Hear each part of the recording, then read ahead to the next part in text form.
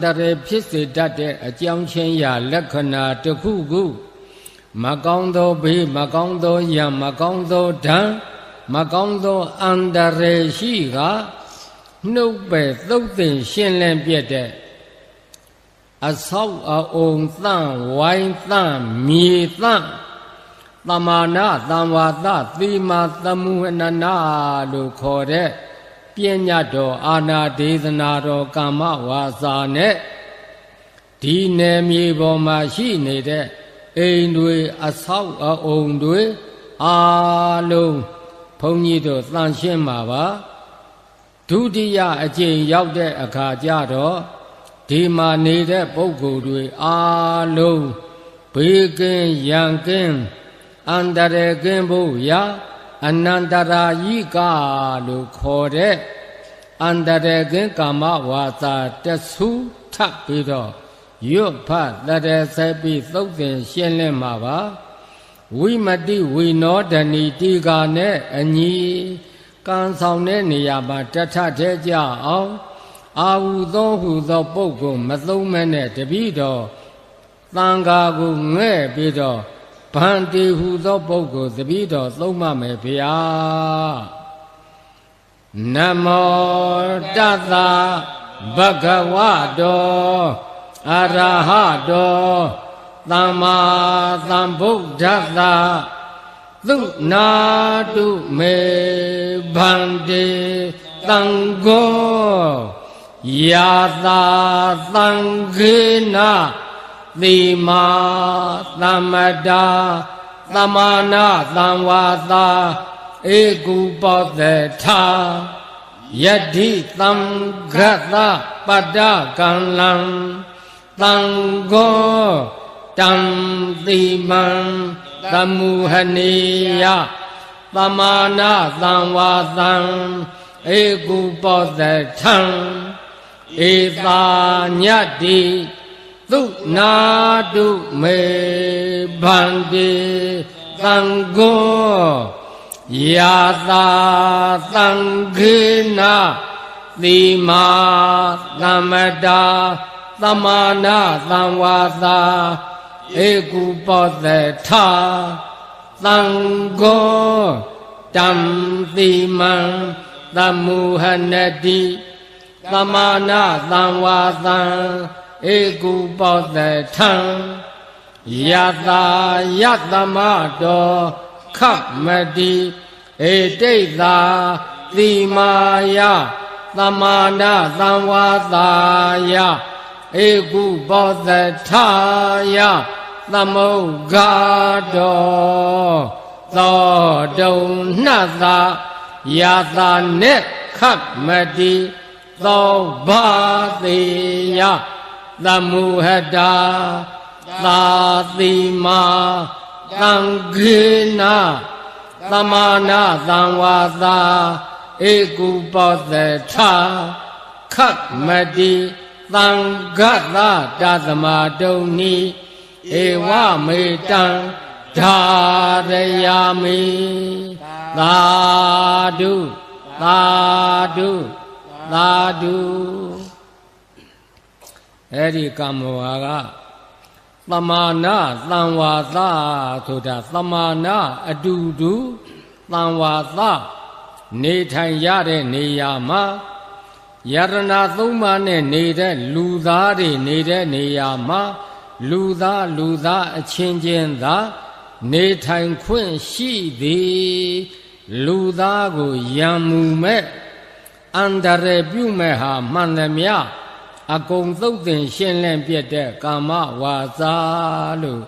နားလည်ပါဒီတခါဖတ်မဲ့ကာမဝါကြတော့ပညာချက်ကသူ့ထဲမှာတိုက်ရိုက်ပါတယ်ဣမံအာရာမံလို့သံဃာတော်များကရွတ်ဖတ်တဲ့ဆယ်လိုက်ရင်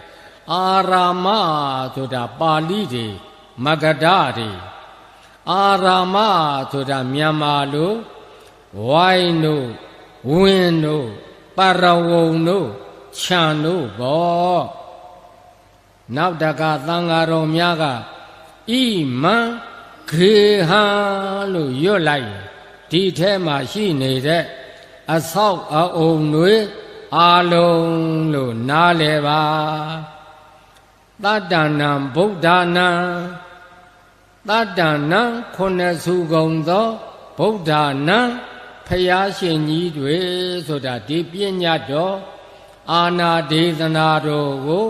ပညာတော်မူတဲ့ဖယားရှင်ကြီးတွေကတတ္တနံခုနှစ်စုတဲ့ဝိပတိသိခိဝိသဗုကာကုသံဂောဏဂုံကတ္တပဂေါဓမဆိုတဲ့ဖယားခုနှစ်စုရဲ့အထူးပညာတော်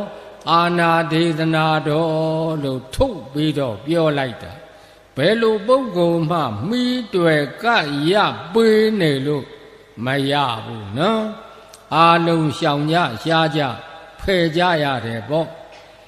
ဒီကမ္မဝါဖတ်တော့တပည့်တော်တို့ဘယ်လိုအကျိုးသက်ရောက်ပါတော့ဖရာဆိုတော့အနန္တရာယိကဇီဝိတာနံအနန္တရာယိကအန္တရေကင်းပြီးတော့ဇီဝိတအသက်ကိုရှည်စေတယ်လို့ဒီလိုဆိုတယ်ဘာဖြစ်လို့ဒီလိုပြောရတော့ဆိုတော့သူတို့ကကြိုတင်ပြီးတော့ကာကွယ်ထားပြီကြိုတင်ပြီးတော့ကာကွယ်ထားတော့ဘေးတွေရန်တွေအန္တရာယ်တွေကင်းကင်းရှင်းရှင်းနဲ့နေရတယ်ပေါ့သဗ္ဗဝေရဇိတာနံသဗ္ဗဆိုတာအလုံးစုံအကုန်ရှိသမျှအသေးအမွှားလေးရမကြမ်းပေါ့ဝေရဆိုတာယံလို့ဘာသာပြန်ရဇိတာဆိုတာကတော့အောင်တယ်နိုင်တယ်ပေါ့အဲ့ဒီဝေရဆိုတဲ့ယံတွေကလူချင်းဆရာရှားပြီးတော့အောက်လန်းနီးတွေမော်နီးတွေနဲ့ပြုလုပ်တာတွေလည်းပါတယ်သဘာဝအန္တရာယ်တွေလည်းပါတယ်ဘာတွေပဲဖြစ်နေနေအကုန်သုတ်တင်ရှင်းလင်းပြတဲ့ကာမဝါစာလို့နားလည်ပါအဲ့ဒီဝေရဆိုတဲ့ယံတွေကအတိုက်အမြုပ်အနှုတ်အဖွဲလင်းလွှာကြိုတန်းအင်းအိုင်ခလဲဓာရိုက်ဓာဆင်းနှမြုပ်နန်းထားစုံကဝေတစေမြေဖုတ်သရဲသဘက်နတ်ပြဲမိစ္ဆာခန္ဓာဘနာဂသင်္ကွဲပေတကုံပန္ဒယက္ခစသည်လောကဘက်ကယရဏသုံးပါးနဲ့နေတဲ့လူသားကိုယံမူမဲ့ဟာမှန်သမျှအကုန်သုတ်တင်ရှင်းလင်းပြတဲ့ကာမဝါစာလို့နားလည်ပါဣမသမိန်အာရာမေဣမသမိန်ဂေဟေဒီဝိုင်းနဲ့ဒီအဆောက်အအုံတွေမှာဝတ္တတနေထိုင်ကြတဲ့ပုဂ္ဂိုလ်တွေဘယဘေးတွေရန်တွေအန္တရာယ်တွေဝိနာသာယကင်းကင်းရှင်းရှင်းဖြစ်အောင်ညှထားပြီးတော့ရွတ်ဖတ်တရစေပေးပါလို့သာသနာတော်ကအမှားရှိလို့ဒုတိယအကျိအန္တရေကင်းကာမဝါစာတဆူထပ်ပြီးတော့ရွတ်ဖတ်တရစေပြီးတော့သုတ်သင်ရှင်းလင်းကြရအောင်နာကြားကြရအောင်နမောတတ္တဘဂဝတောအရဟတောသမ္မာသမ္ဗုဒ္ဓတ္တသုနာတုမေဗန္တိသံဃောဣမံအာရမံဣမံဂေဟံတတ္တနံဗုဒ္ဓနာအနန္တရာယိကဇိဝိတာနံသဗ္ဗဝေရဇိတာနံသဗ္ဗဝေရာဘိဘဝတံအာနုဘာဝေနအနန္တရာယိကံပရိဒံတာနံလေနံပရာယနံကရိယဣမသမိန်အာရာမေဣမသမိန်ဂေဟေဝတ္တတံဖယဝိနာသာယသဗ္ဗပရိသယဝိနောဒနာယ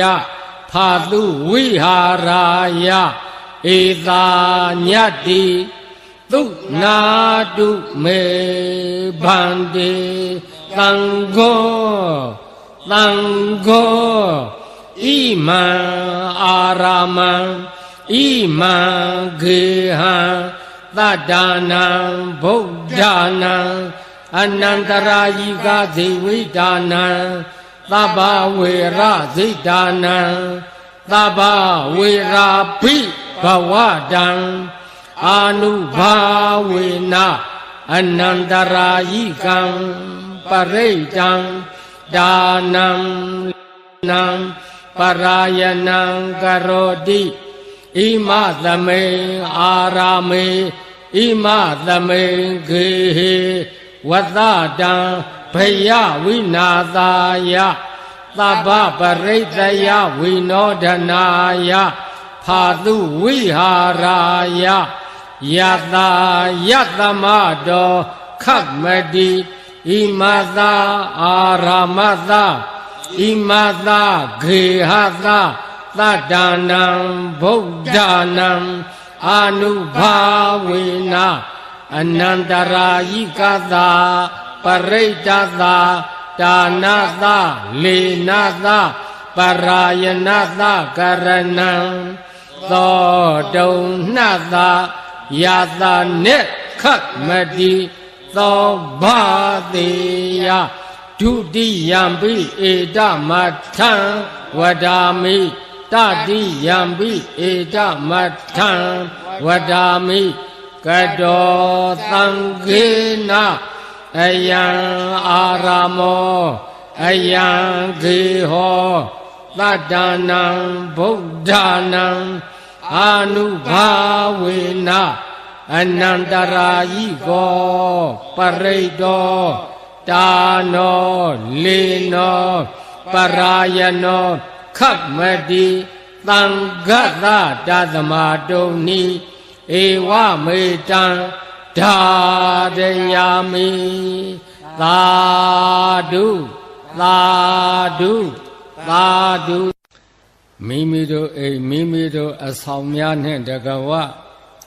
mimido wai mimido yakweမိမိတို့နယ်မြေမိမိတို့မြို့ပါဘေးကင်းရန်ကင်းအန္တရာယ်ကင်းဖို့ရာဒေသနာသမုတ်ကံတိကပရိဓမေဆက်ရွတ်ဖတ်တရဆေနာကြားကြရအောင်သမန္တာသက္ကဝါလိသူအတ္တရာကိသန္တုဒေဝတာသာဓမ္မမုနိရာဇသာသုဏန္တုသက္ကမောက္ခတံဓမ္မသဝနာကာလောအယံဘာဒန္တာဓမ္မသဝနာကာလောအယံဘာဒန္တာဓမ္မသဝနာကာလောအယံဘာဒန္တာနမောတသဗ္ဗဂဝတောအရဟတောသမ္မာသမ္ဗုဒ္ဓတ္တနမောတသဗ္ဗဂဝတောအရဟတောသမ္မာသမ္ဗုဒ္ဓတ္တနမောတသဗ္ဗဂဝတောအရဟတောသမ္မာသမ္ဗုဒ္ဓတ္တယတာနုဘဝတောယေခာနေဝဒသင်တိဘိသနံယမိစေဝနုယုံသံတောရတ္တိဋ္ဌိဝမတန္တိတောသုခံသုပတိသုတ်တောသပပံကိဉ္စီနပသတိဧဝမာတိဂုဏုပေတံပရိဒံတံပနာမဟေကာရဏီယမထာကုသလေနာယန္တတန္တံပဒံအဘိသမေဇာသေကောဥဇုဇာသူဇုဇာသူဝသောသသမုဒုနာတိမာနီတန္တုတကောဇာသူဘရောဇာအပကိသောဇာတံလဟုကဝုတ်တိတန္တိန္ဒရိယောဇာနိပကောဇာအပကဘောကုလေသောနာနုဂိတောနာသာခုတ်ဓမ္မာသတိကိဉ္စီယေနဝိညုပရိဥပဝတိယုံဒုခိနောဝါခေမိနောဟွန်တုသဗ္ဗသတ္တာဘုံတုဒုခိတတ္တာယေကေစိပါဏာဗုဒ္ဓတိတတဝါထာဝရဝနဝသေတာဓ ဒီကဝါယေဝမဟာတာမေသိမာရတ္တကအနုကထူလာဒိဋ္ဌာဝါယေဝအဒိဋ္ဌာယေဝဒုရေဝတန္တိအဝိဒုရေဗုဒ္ဓဝါသံဘဝေသေဝသဗ္ဗသတ္တဘွန်တုသုခိတတ္တာနာပရောပရဏိဂုပ္ပေထနာတိမေညေထကတ္တသိနာဂိဉ္စီဗျာရောသနာပတိကသင်ညာနေညာမေညာသဒုက္ခမိတ်စေယမာတာယထာနိယံဗုဒ္ဓမာယုသာဧကဗုဒ္ဓမနုရခေ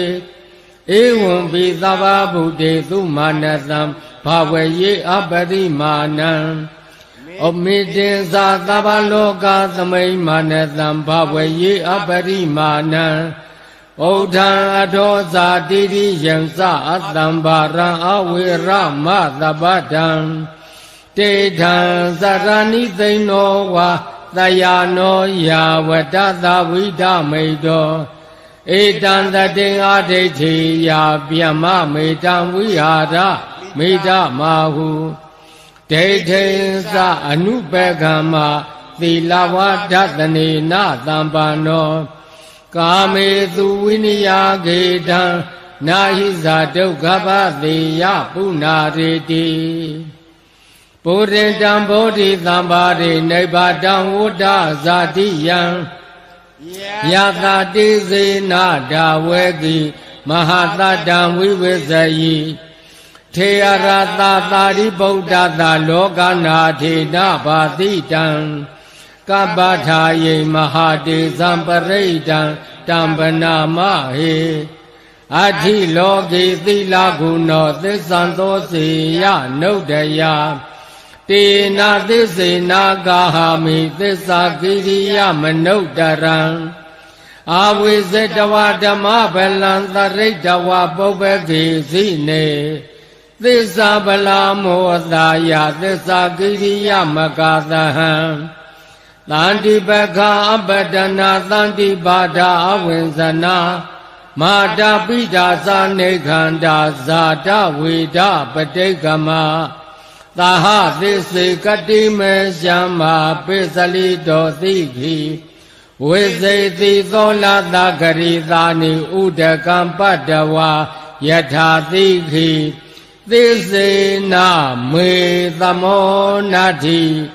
ဧသာမေသစ္စာပါရမီဣတိပိသောဘဂဝါအရဟံသမ္မာသမ္ဗုဒ္ဓောဝိဇာဇာရဏသမ္ပန္နောသုဂတောလောကဝိတုအနုတ္တရောပုရိသဓမ္မသရတိသတ္ထဒေဝမနုဿာနံဗုဒ္ဓောဘဂဝါသွက္ခာတောဘဂဝတာဓမ္မောသန္ဒိဋ္ဌိကောအဂါလိကောဧဟိပတိကောဩပနေယိကောပိစ္ဆဒံဝေဒိတာဘောဝိညူဟိသောပတိပန္နောဘဂဝတောသာဝကသံဃောဥဇုပတိပန္နောဘဂဝတောသာဝကသံဃောညာယပတိပန္နောဘဂဝတောသာဝကသံဃောသာမိစိတ်ပတိပန္နောဘဂဝတောသာဝကသံဃောယတိတံသတ္တာရိပုရိသယုဂာနိအထာပုရိသပုဂ္ဂလာဧသဘဂဝတောသာဝကသံဃောအာဟုနေယောပါဟုနေယောဒက္ခိနေယောအင်္ဇလိကာရဏီယောအနုတ္တရံပုညခေတံလောကသာဧဝံဗုဒ္ဓံသတ္တံဓမ္မံသံဃင်္စဘိက္ခဝောဘယံဝါသံဘိတတံဝါလောမဟံသောနာဟိတတိယန္တုန်နိမိတံဝမင်္ဂလင်္စယောသမနာဘောသကုဏသသတ္တောပပေကဟောဒုက္ခုပိနာအကန္တံဗုဒ္ဓ ानु ဘာဝေနဝိနာသမင်တုယန္တုန်နိမိတံဝမင်္ဂလင်္စယောသမနာဘောသကုဏသသတ္တောပ ပါပေကဟောဒုတ်သူပိနာအကန္တံဓမ္မာနုဘာဝေနဝိနာသမင်တုယံဒုံနိမိတံဝမင်္ဂလင်္စယောသမနာဘောသကုဏသသတောပါပေကဟောဒုတ်သူပိနာအကန္တံသံဃာနုဘာဝေနဝိနာသမင်တုဘဝတုသဗ္ဗမင်္ဂလံရက္ခန္တုသဗ္ဗဒေဝတာသဗ္ဗဗုဒ္ဓ ानु ဘာဝေနာသတ္တသုခိဘဝန္တုတေဘဝတုသဗ္ဗမင်္ဂလံရက္ခန္တုသဗ္ဗဒေဝတာသဗ္ဗဓမ္မာ ानु ဘာဝေနာသတ္တသုခိဘဝန္တုတေဘဝတုသဗ္ဗမင်္ဂလံရက္ခန္တုသဗ္ဗဒေဝတာသဗ္ဗသံဃာနုဘာဝေနာသတ္တသုခိဘဝန္တုတေဂုဒ္ဒရာအိဋ္ဌမင်္ဂလာပေါင်းသည်တေတုံမာကံသင်္အန္တရကင်းလူသူပရိသတ်တစုတို့အားသဗ္ဗရာနေယောညမအခါခသိဘဝတုတဏိတခြားအကျိုးများဖို့တိုးပွားဖြစ်ထွန်းပါစေသဗ္ဗဒေဝတာအလုံးစုံအရာရာနတ်ထဲနတ်ဖြစ်ကြကုန်သောသမာဓိသမာဓိဝါနတ်မြတ်နတ်ကောင်းနတ်အပေါင်းတို့သည်ဝါသဗ္ဗဒေဝတာကိုယ်ဆောင်နာအိမ်ဆောင်နာအယံဆောင်နာဘုံမဆုယုတ်ခသုအာကာသသုသတ္တုလောကပါလာတရားဗျမ္မာ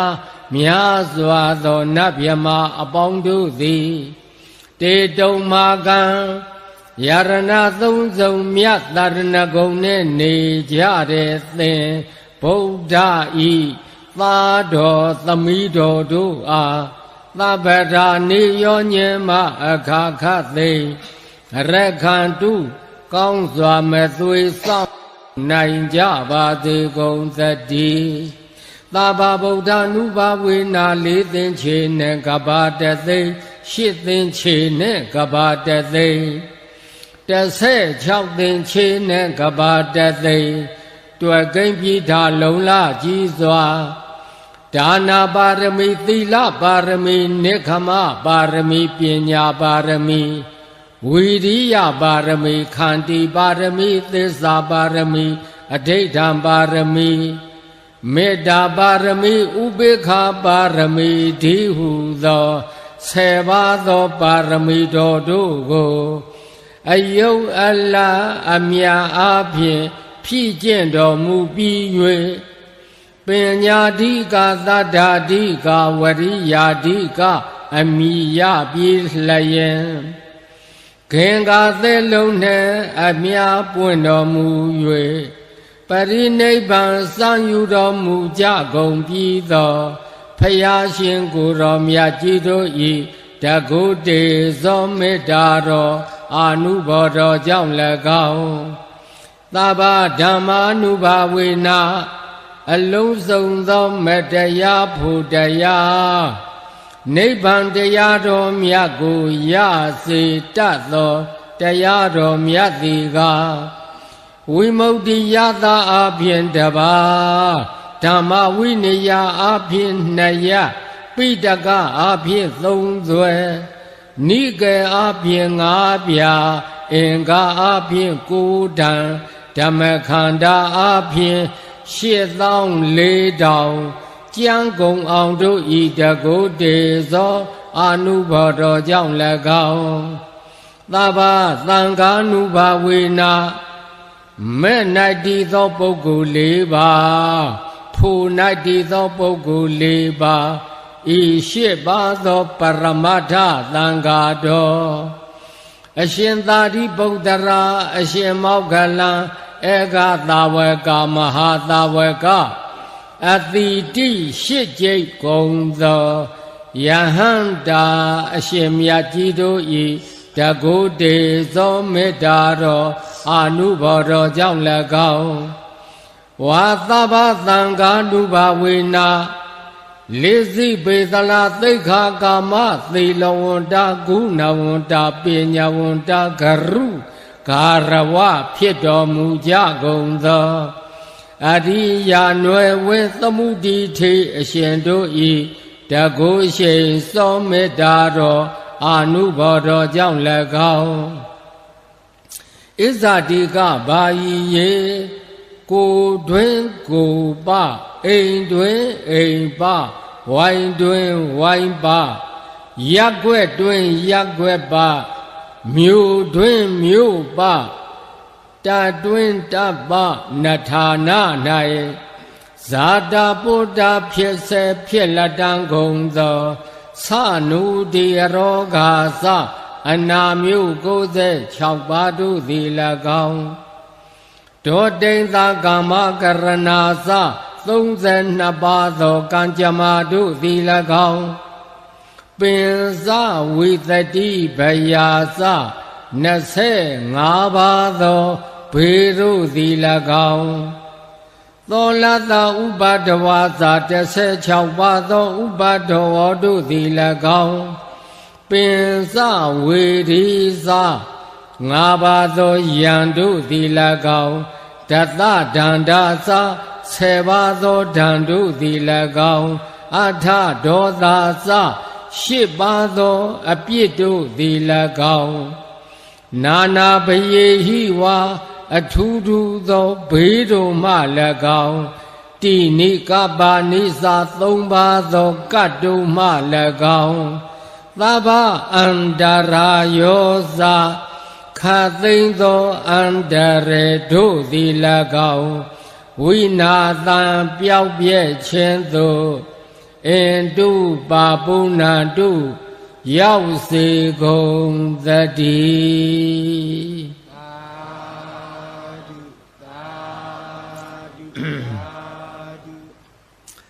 လုံးစုံများစွာတတ္တဝါချမ်းသာကိုယ်စိတ်မြဲပါစေဥပါယံဘေးကင်းစင်ဝေးငြိမ်းအေးကြပါစေကြောက်တမကြောက်တနှစ်ရများစွာတတ္တဝါချမ်းသာကိုယ်စိတ်မြဲပါစေဥပါယံဘေးကင်းစင်ဝေးငြိမ်းအေးကြပါစေမြင်အပ်မမြင်အပ်နှစ်ရများစွာတတ္တဝါချမ်းသာကိုယ်စိတ်မြဲပါစေဥပါယံဘေးကင်းစင်ဝေးငြိမ်းအေးကြပါစေဝေနေနီနေနတ်ထွေများစွာတတ္တဝါချမ်းသာကိုယ်စိတ်မြဲပါစေ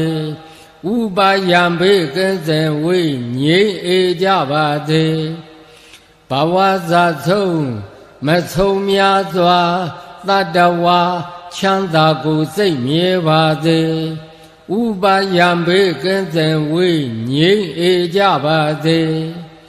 ရှိတိုအလတ်3ရခန္ဓာတတ္တဝါချမ်းသာကိုယ်စိတ်မြဲပါစေဥပါယံဘေးကင်းစင်ဝေးငြိမ်းအေးကြပါစေကြည်ငယ်အလတ်3ရခန္ဓာတတ္တဝါချမ်းသာကိုယ်စိတ်မြဲပါစေဥပါယံဘေးကင်းစင်ဝေးငြိမ်းအေးကြပါစေဆူကြုံအလတ်3ရခန္ဓာတတ္တဝါချမ်းသာကိုယ်စိတ်မြဲပါစေဥပါယံဘေးကင်းစင်ဝေးငြိမ်းအေးကြပါစေလူအချင်းချင်းလှည့်ပတ်ခြင်းကင်းရှင်ကြပါစေအထင်သေးခြင်းအချင်းချင်းကင်းရှင်ကြပါစေဆင်းရဲလိုခြင်းအချင်းချင်းကင်းရှင်ကြပါစေယသမိန်တိဝတိအကျဉ်နေ၌တယောသူစတိတဓမ္မေသူစရိုက်တရားတို့ကိုပရိပူရန္တိဖြစ်ကျင့်ကြကုန်၏သောဒီဝသောထိုနေသည်သူနက္ခတနက္ခအပေါင်းမကောင်းမရှိအကောင်းအတိသာတိသူမင်္ဂလာအမင်္ဂလာဘယ်အခါမရှိကောင်းမြတ်သောမင်္ဂလာအတိသာတိသုပ္ပပတံအပြည့်ကင်းရှင်ကောင်းသော မိုးလင်းရခြင်းပေတိသူဟုတ်ထိတံသာယာတန်ရှင်ကောင်းသောအိယာမှထရခြင်းပေတိသူခဏောကျုံလာဆိုင်ရခဏတိုင်းမှာအကောင်းချီသာတိသူမူဟုတ်တော်သမူဟုတ်တိုင်းမှာအကောင်းချီသာတိ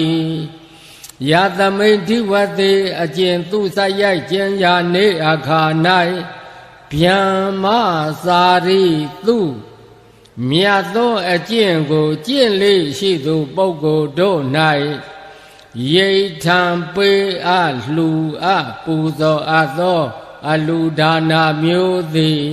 သူရိဋ္ဌံအပြည့်ကင်း၍တန်ရှင်းကောင်းမြတ်သောပူဇော်ခြင်းဖြစ်ပါပေ၏တာသမထိုကြောင့်ကာယကမ္မံထိုသူပြုသမျှကာယကံမှုမှန်သမျှသည်ပတ္တခိဏတိုးတက်ကြီးပွားကြောင်းအကောင်းအမြတ်ကြည်သာသည်ဝါစာကမ္မံထိုသူပြောဆိုသမျှဝစီကံမှုမှန်သမျှသည်ပတ္တခိဏတိုးတက်ကြီးပွားကြောင်းအကောင်းအမြတ်ကြည်သာသည်မနောကမ္မံထိုသူကြံစီသမျှအကြံစီမှန်သမျှသည်ပတ္တခိဏတိုးတက်ကြီးပွားကြောင်းအကောင်းအမြတ်ကြည်သာသည်တေတုံမေထိုသင်တို့သည်အထလတ္ထရအပ်သောကောင်းကျိုးရှိကြကုန်သည်သုခိတာကိုရောစိတ်ပါချမ်းသာခြင်းသို့ရောက်ကြကုန်သည်ဗုဒ္ဓသာသနေမြတ်စွာဘုရားအဆုံးအမသာသနာတော်၌ဝိရုံလှတိုးတက်စီကကြီးပွားကြကုန်သည်သုခိတာကိုရောစိတ်ပါချမ်းသာခြင်းသို့ရောက်ကြကုန်သည်ဟုတ်တဝါဖြစ်ကြကုန်၍သဗ္ဗေဟိအလုံးစုံကုန်သောညာတိဘိအဆွေမျိုးတို့နှင့်သာဟတကဝအရောဂယောဂမရှိကြကုန်သည်သုခိတာကိုရောစိတ်ပါချမ်းသာခြင်းသို့ရောက်ကြကုန်သည်ဟောထမုတ်ချမဲ့သွေဖြစ်ကြပါစေကုန်သတ္တိ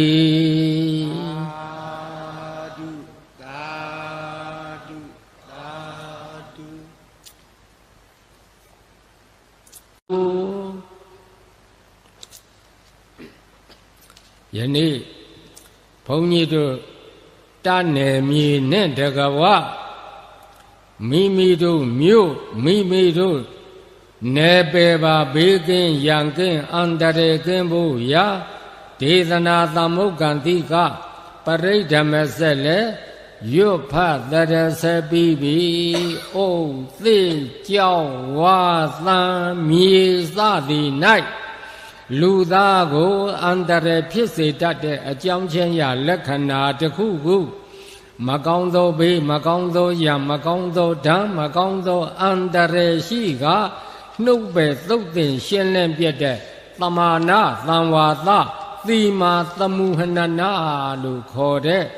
ပညာတော်အာနာဒေသနာတော်ကာမဝါစာနဲ့လည်းရွတ်ဖတ်တရဆေသုတ်တင်ရှင်းလင်းပြီးပြီအနန္တရာယိကလို့ခေါ်တဲ့အန္တရေကင်းကာမဝါစာနဲ့လည်းရွတ်ဖတ်တရဆေပြီးသွားပြီအဲ့ဒီတော့ခမည်းတော်ဒီနယ်မြေကဧရိယာကျဉ်းကျဉ်းလေးပါခမည်းတော်ကသာမတုံမလှုပ်အဟုတ်သက်ဝင်ယုံကြည်တဲ့သဒ္ဓတရားနဲ့အလုံးလုံးမဲ့ဆိုရင်ဒီပညာတော်တွေအာနာဒေသနာတော်တွေဆိုတာ2,400,000အထုရှိတဲ့မဟာဖတိဝေမြေကြီးကိုထုတ်ချင်းခအောင်အာနာတွေပြန့်နှံ့သွားတယ်ဆိုရင်ဘုန်းကြီးတို့တကားများရဲ့ဧရိယာကကျဉ်းကျဉ်းလေးပါအကုန်လုံးဘေးကင်းတယ်ရန်ကင်းတယ်အန္တရာယ်ကင်းတယ်လို့နားလည်ပါဘေးရန်ကင်းရင်ကတော့ဒီတိုင်းနေလို့ကတော့ မကင်းတတ်ဘူးတခုခုလေးတော့ဆောင်းထားရဘုန်းကြီးတို့ကျောင်းသားတွေဘဝတုန်းကကြပန့်ခေတ်မှာစက်တင်နတ်တွေဘုံနေထဲမှာပြေးလွှားနေရတာနော်အရဟံဆိုတဲ့ဂုဏ်တော်လေးတစ်ပါးတည်းရတယ်လေရင်များနေလာပြီးအထက်ကဝဲကုန်ပြီဆိုရင်အရဟံအရဟံအရဟံအရဟံအရဟံအရဟံနဲ့အမြဲတမ်းရွတ်နေရတာကိုယ့်ရှိပဲမြင်နေတာပါပဲပြေးကြလွှားကြစက်တင်နတ်တွေမှန်ဘုံနေတခါတည်းချလိုက်လို့တကယ်မြေရှာဘုံနေချလိုက်လို့လူတွေထိခိုက်သွားနေတာဆိုတာလဲကိုယ့်ရှိပဲမြင်နေရတာပါပဲအဲ့ဒီလိုဘေးတွေရန်နေအန္တရာယ်တွေကနေပြီးတော့လွတ်လာတာအခုဘုန်းကြီးတို့အသက်90ကျော်ပြီအဲ့ဒါတော့ခမည်းတော်လည်းအမှတ်တမဲ့မနေကြနဲ့စောတော့ကခမည်းတော်ကြားလိုက်တယ်မဟုတ်ဘူးလားခမည်းတော်သီလစောင့်တည်တုန်းကလည်းဒီနမောတသပါတယ်သံဃာတော်တွေပရိတ်ရွတ်တော့လည်းဒီနမောတသကပါနေတယ်သံဃာတော်တွေကမ္မဝါဖတ်တော့ရောဒီနမောတသကပါနေတယ်ဒါခမည်းတော်လိုက်ရမှာအမတ်တမဲ့နေရမှာမဟုတ်ဘူးခုခမည်းတော်အမတ်တမဲ့နေထားတာနော်ဒါလိုက်ရမှာဒီနမောတသဟာနေရမြင်တိုင်းမှာပါနေတယ်ဧကန္တဒါတခုခုပဲလို့စဉ်းစားရအဲ့ဒီနမောတသဆိုတဲ့ထဲမှာဂုဏ်တော်ကြီး၃ပါးပါတယ်အရဟတောဆိုတာအရဟံဆိုတဲ့ပုဂ္ဂဆင်းလာတယ်သမ္မာသမ္ဗုဒ္ဓဂုဏ်တော်ဘဂဝါဂုဏ်တော်တွေ့ရလား၃ပါးပါတယ်အပိုက်က၅ပိုက်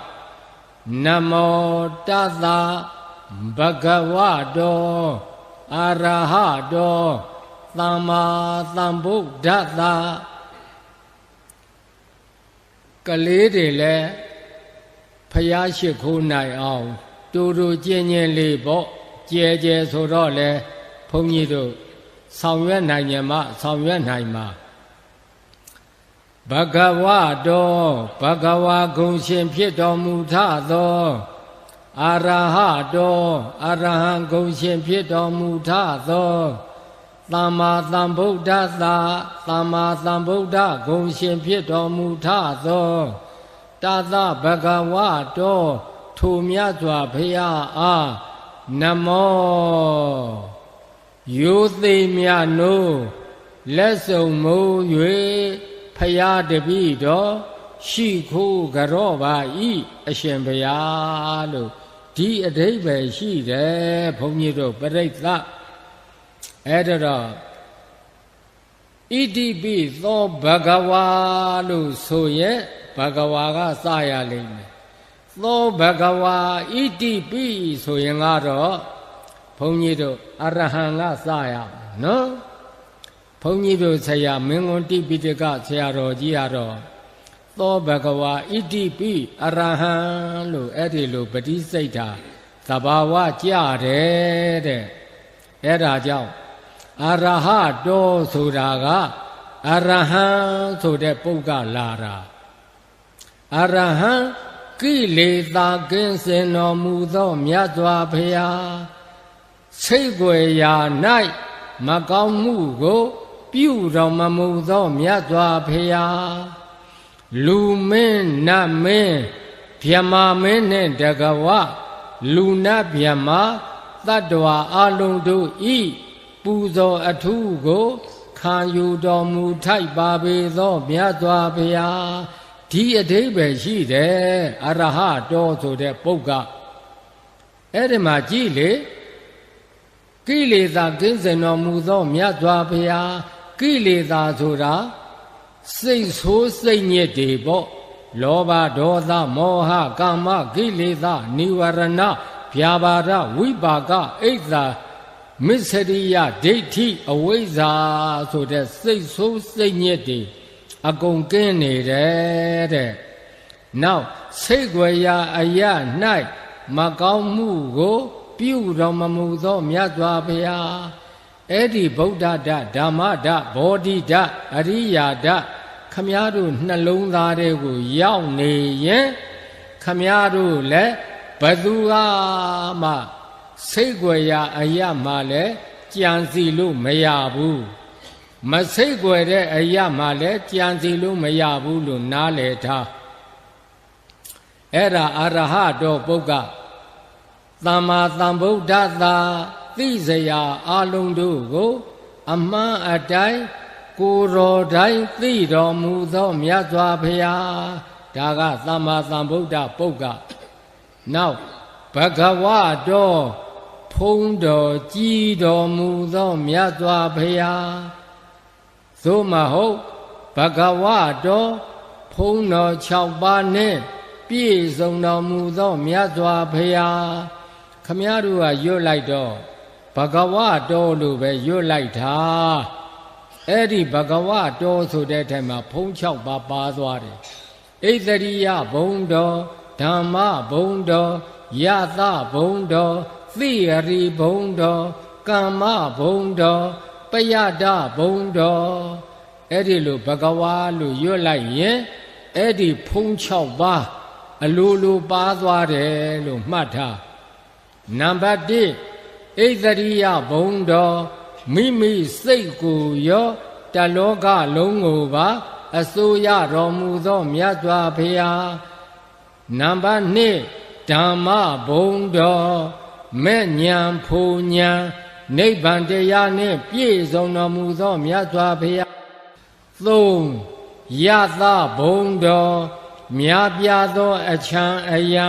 ပြန့်နှံ့သောအကျိုးအစောနှင့်ပြည့်စုံတော်မူသောမြတ်စွာဘုရား4သိရိဘုံတော်အတုမရှိသောကြက်တရေတော်နှင့်ပြည့်စုံတော်မူသောမြတ်စွာဘုရား5ကမ္မဘုံတော်အလိုဆန္ဒတောင့်တမှုမှန်သမျှခဏချက်ချင်းပြည့်စုံတော်မူသောမြတ်စွာဘုရားပယတဘုံတော်အတုမရှိသောလုံလဝရိယနှင့်ပြည့်စုံတော်မူသောမြတ်စွာဘုရားနံပါတ်6ကအဲ့ဒါကြောင့်ဂုံဘဂဝါပွားများပါပြိုင်လာမတုချေဆိုတာဂုံဘဂဝါကိုဘဂဝါဂုံကိုပွားနေရင်ခမည်းတော်လောကမှာ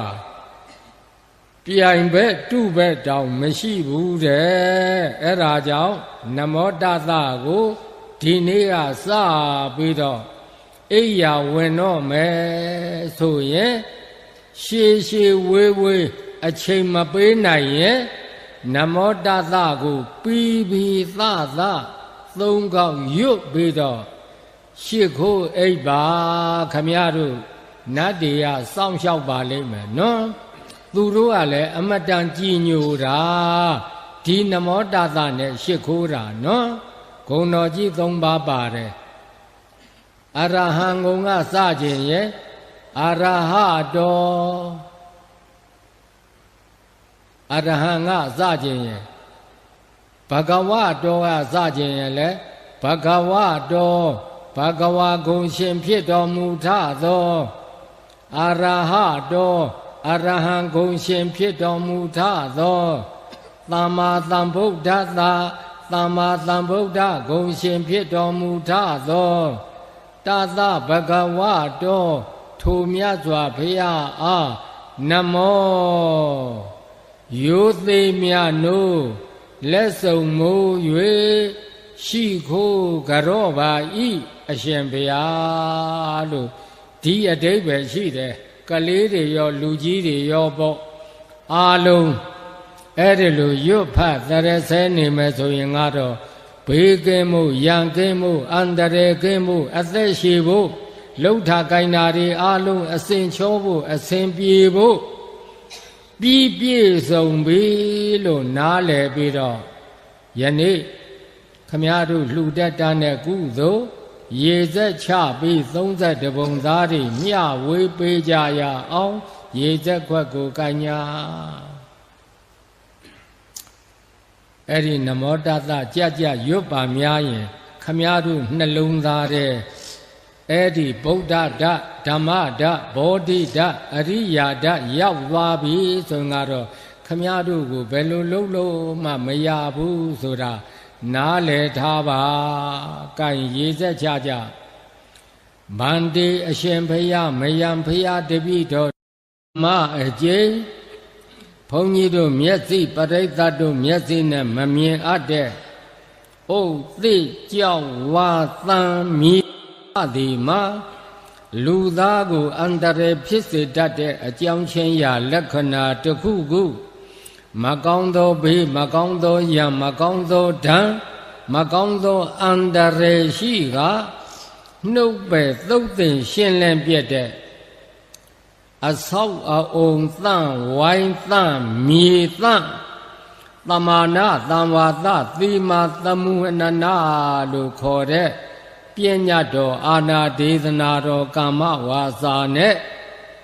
ဒီနယ်မြေပေါ်မှာရှိနေတဲ့အိမ်တွေအဆောက်အအုံတွေအားလုံးဘုန်းကြီးတို့သန့်ရှင်းမှာပါဒုတိယအကျင့်ရောက်တဲ့အခါကျတော့ဒီမှာနေတဲ့ပုဂ္ဂိုလ်တွေအားလုံး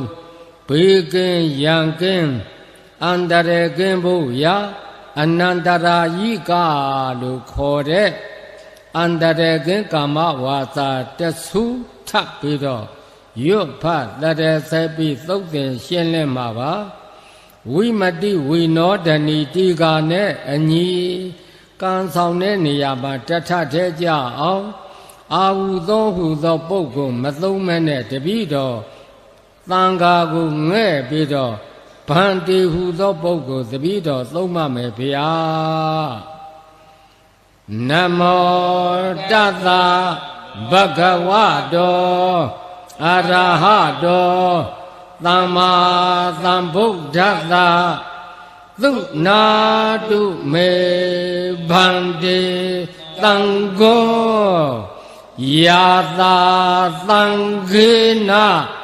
သီမာသမ္မတာသမာနာသံဝါသာဧကုပောသေထာယတိသံဃတပတ္တကံလံသံဃောတံသီမံသမုဟနေယသမာနာသံဝါသံဧကုပောသေထံဧသာညတိသုနာတုမေဗန္တိသံဃောယာသာသံဃေနသီမာသမ္မတာသမာနာသံဝါသာဧကုပောသေထာသံဃောတံသီမံသမုဟနတိသမာနာသံဝါသံဧကုပောသေထံယတာယတမတောခမတိဧတိတာသီမာယသမာနာသံဝါသာယဧကုပောသေထာယသမုဂ္ဂါတောသောတုံနှသာယတာနေခမတိသောဘာသေယသမုဟတာ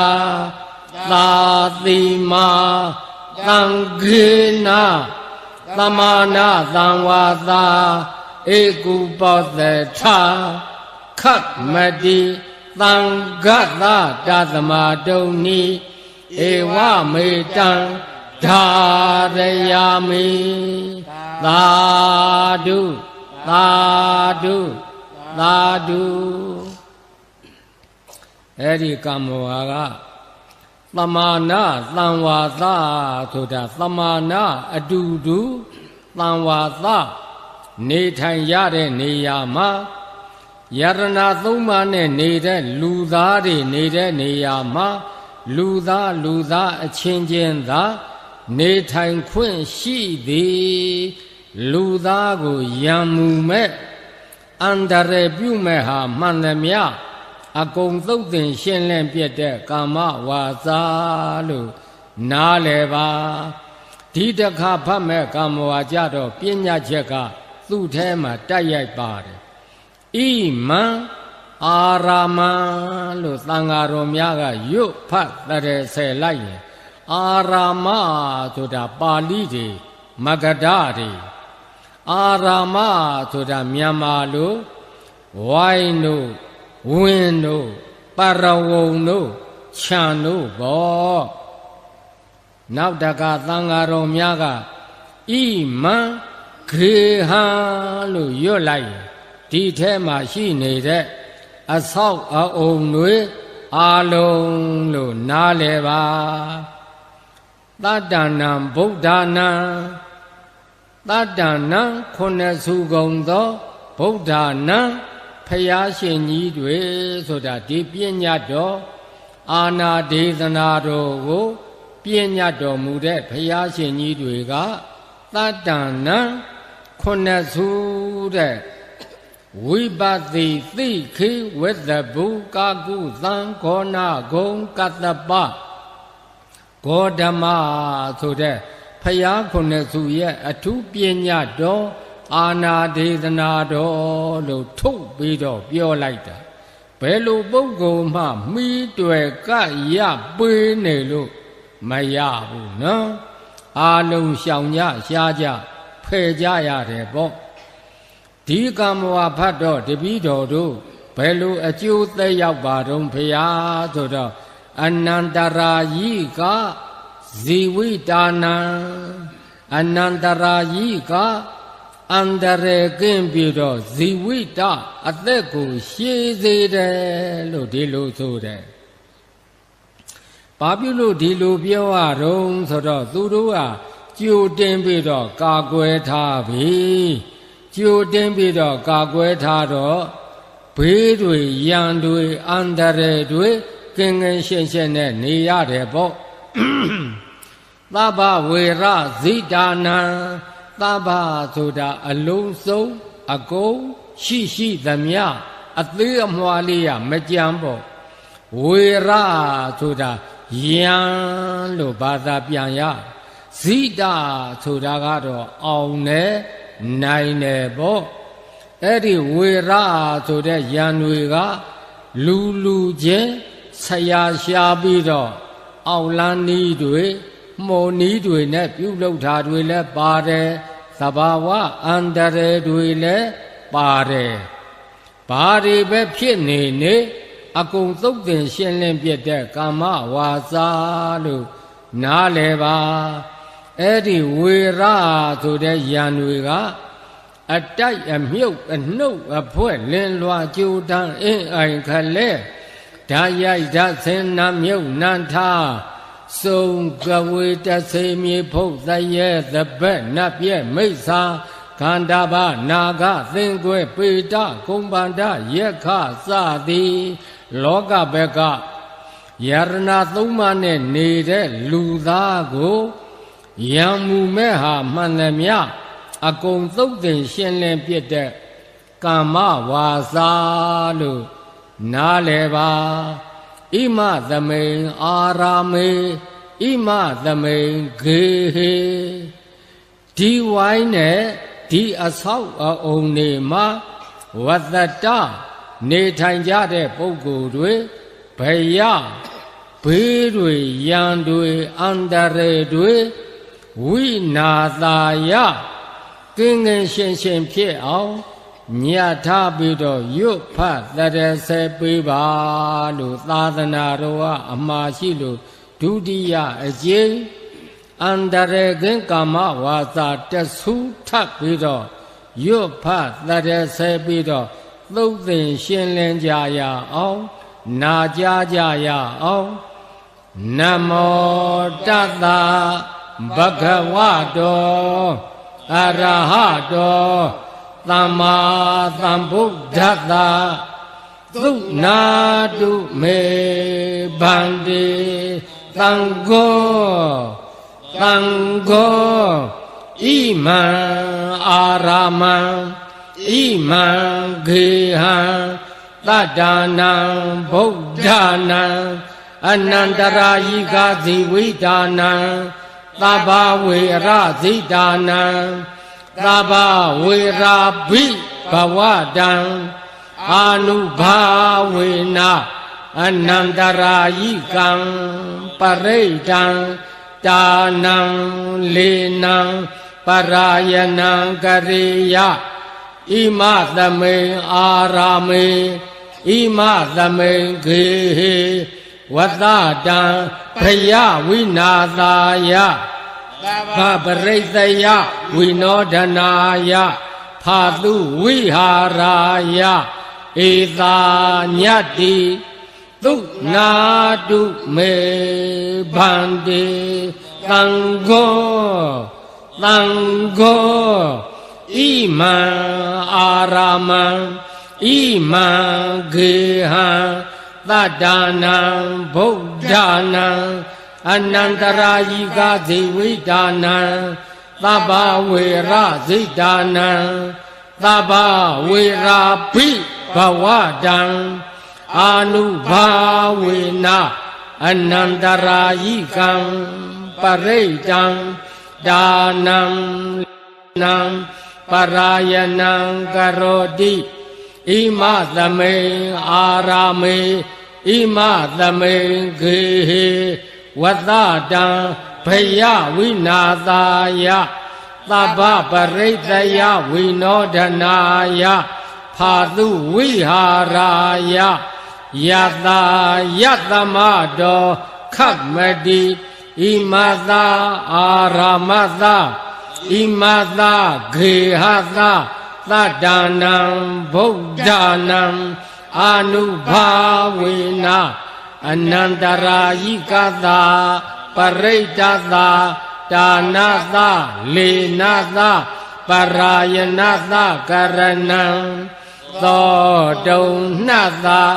ယတာနေခတ်မတိသောဘာတိယဒုတိယံပိဧတမထံဝဒာမိတတိယံပိဧတမထံဝဒာမိကတောသံဃေနအယံအာရာမောအယံဂေဟောသတ္တနံဗုဒ္ဓနာအာနုဘာဝေနအနန္တရာယိကောပရိတောတာနောလေနောပရာယနောခတ်မတိသံဃတတသမတုံနိဧဝမေတံဓာရယာမိသာဓုသာဓုသာဓုမိမိတို့အိမ်မိမိတို့အဆောင်များနှင့်တကဝမိမိတို့ဝိုင်းမိမိတို့ရက်ွက်မိမိတို့နယ်မြေမိမိတို့မြို့ပါဘေးကင်းရန်ကင်းအန္တရာယ်ကင်းဖို့ရာဒေသနာသမုတ်ကံတိကပရိဓမေဆက်ရွတ်ဖတ်တရစေနာကြားကြရအောင်သမန္တာသက္ကဝါလိသူအတ္တရာကိသန္တုဒေဝတာသာဓမ္မမုနိရာဇသာသုဏန္တုသက္ကမောက္ခတံဓမ္မသဝနာကာလောအယံဘာဒန္တာဓမ္မသဝနာကာလောအယံဘာဒန္တာဓမ္မသဝနာကာလောအယံဘာဒန္တာနမောတသဗ္ဗဂဝတောအရဟတောသမ္မာသမ္ဗုဒ္ဓတ္တနမောတသဗ္ဗဂဝတောအရဟတောသမ္မာသမ္ဗုဒ္ဓတ္တနမောတသဗ္ဗဂဝတောအရဟတောသမ္မာသမ္ဗုဒ္ဓတ္တယတာနုဘဝတောယေခာနေဝဒသင်တိဘိသနံယမိစေဝနုယုံသံတော်ရတ္တိတိဝမတံတိတောသုခံသုပတိသုတ်တော်သဗ္ဗပံကိဉ္စီနပသတိဧဝမာတိဂုဏုပေတံပရိဒံတံပနာမဟေကာရဏီယမထာကုသလေနာယန္တတန္တံပဒံအဘိသမေဇာသေကောဥစုဇာသူစုဇာသူဝသောသတ္တမုဒုနာတိမာနိ တန်တုတကောဇသုဘရောဇအပကိသောဇတန်လဟုကဝုတ်တိတန်တိန္ဒရိယောဇနိပကောဇအပကဘောကုလေသောနာနုဂိတောနာသခုဒ္ဓမာသတိကိဉ္စီယေနဝိညုပရိဥပဝတိယံသုခိနောဝါခေမိနောဟွန်တုသဗ္ဗတ္တဗုံတုသုခိတ္တာ